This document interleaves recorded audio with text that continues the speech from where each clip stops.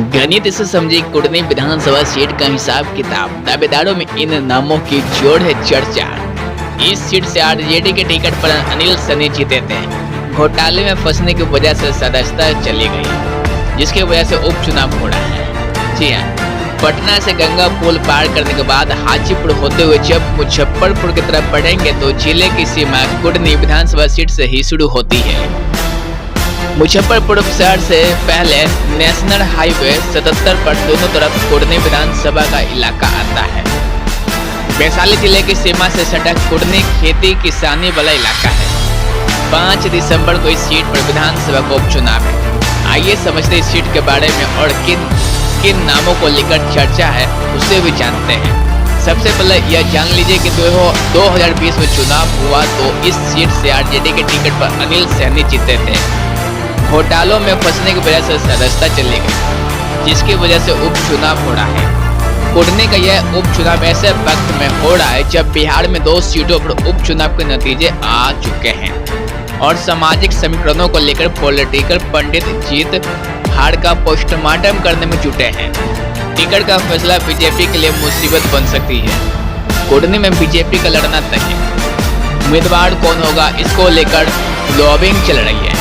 पूर्व विधायक केदार गुप्ता यहाँ से टिकट के प्रबल दावेदार हैं, लेकिन बिहार के राजनीतिक में इन दिनों जिस भूमियाड़ बोर्ड को लेकर भूचाल मचा है, उस भूमियाड़ जाति से आने वाले शशि रंजन के दावेदारी ने बीजेपी के रणनीतिकारों को उलझा दिया है।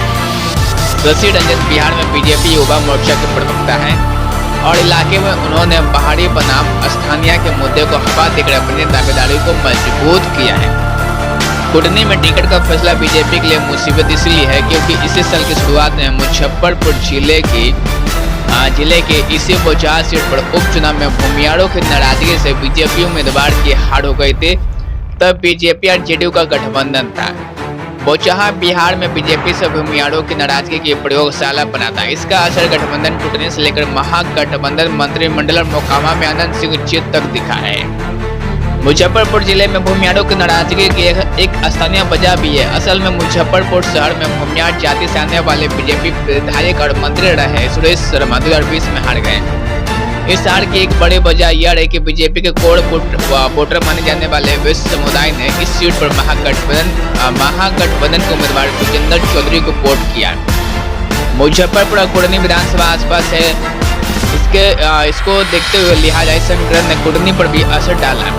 कुटनी में तब बीजेपी से बेस उम्मीदवार केदार गुप्ता थे। भूमियाड़ों ने मुजफ्फरपुर का बदला कुटनी में बीजेपी के बेस उम्मीदवार के खिलाफ वोट देकर ले लिया।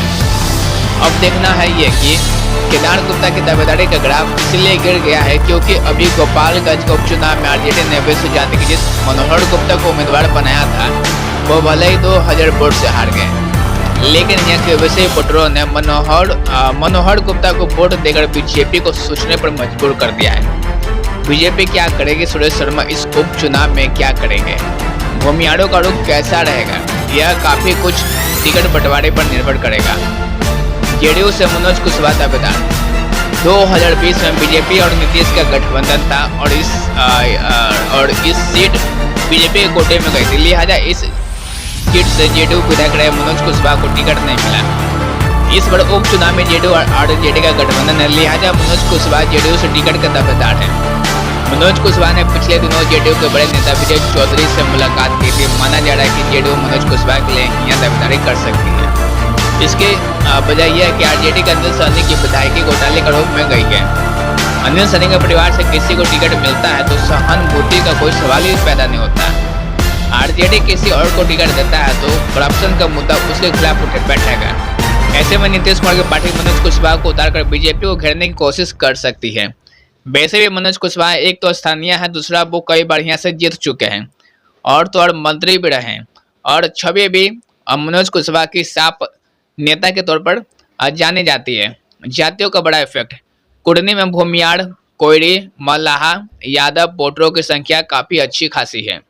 मुसलमान और बेस वोटर भी प्रभावशाली है। बीआईपी के अध्यक्ष मुकेश ने यहाँ से चुनाव लड़ने का ऐलान किया है।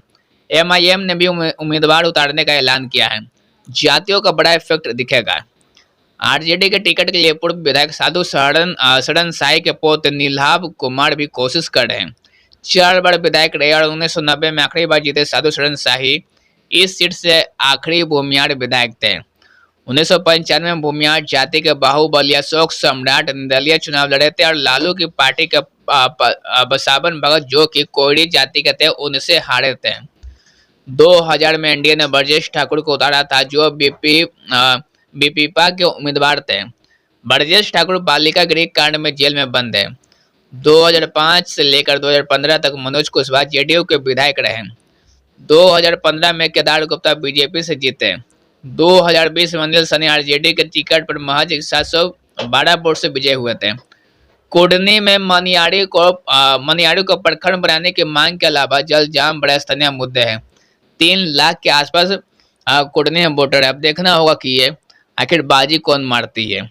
इसी साथ और भी खबर जानने के लिए फर्स्ट चैनल को सब्सक्राइब करना ना भूलें।